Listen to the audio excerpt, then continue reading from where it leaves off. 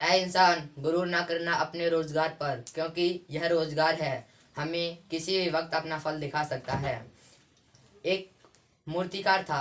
वह अपने रोजगार से परेशान हो चुका था। वह सोचता था, शायद मेरे लिए बस यही काम बचा है, मैं और कुछ काम कर ही नहीं सकता। वह बहुत थक जाता है, फिर वह जाकर सो जाता है और फिर वह सपने में देखता है कि वह हर रोज की तरह मूर्तियां बना रहा है। तभी उसके सामने एक अधिकारी की गाड़ी आती है और रुकती है। वह मूर्तिकार अपने मन में सोचता है, हे भगवान, काश मैं ये अधिकारी बन जाऊं। फिर अगले ही दिन भगवान उसको अधिकारी बना देते हैं और वह अपने ऑफिस में जाकर सब किसी से अपनी चलाता है। फिर तभी वहां पर एक नेता आता है और उसका कंधा पकड़ लेता है और बोलता है, तुमसे ज्यादा ताकतवर तो मैं हूँ।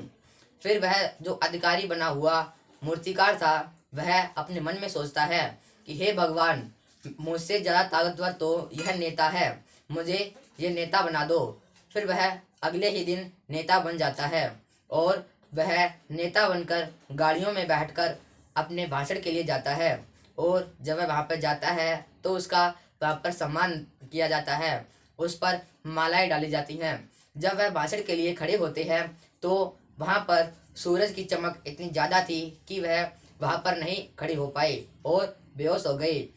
फिर जब वो उठे तो वह बोले, हे भगवान, मुझसे ज्यादा ताकतवर तो यह सूरज है, मुझे सूरज बना दो।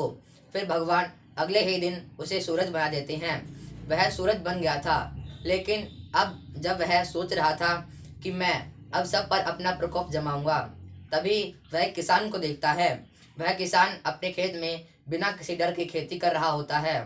फिर जो मूर्ति बना सूरज था, वह वह बोलता है कि मैं अपने प्रकाश को तेज कर लेता हूँ, जिससे यह किसान खेत में काम नहीं कर पाएगा। लेकिन उससे किसान पर कोई प्रभाव नहीं पड़ता, क्योंकि वहां पर हवा चल रही थी। फिर वह जो जो मूर्तिकार था, वह सूरज बन चुका था।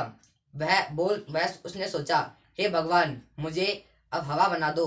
वह अगले ही दिन हवा बन जाता है। फिर वह अपने मौज मस्ती में हर जगह घूम रहा होता है और फिर वह आगे जाके एक पर्वत से टकरा जाता है। वह पर्वत उसका रास्ता रोक लेता है। फिर वह भगवान से दुआ करता है, हे भगवान, मुझे यह पर्वत बना दो, क्योंकि मुझसे ज्यादा ताकतवर तो यह पर्वत है। अगले दिन भगवान उसे पर्वत बना देते हैं। लेकिन जब वह पर्वत आराम से खड़ा था तो वह वहां पर एक मूर्तिकार आता है और जो उस पर प्रहार कर रहा होता है, वह उस पर्वत को काट कर पत्थर लेके जा रहा होता है।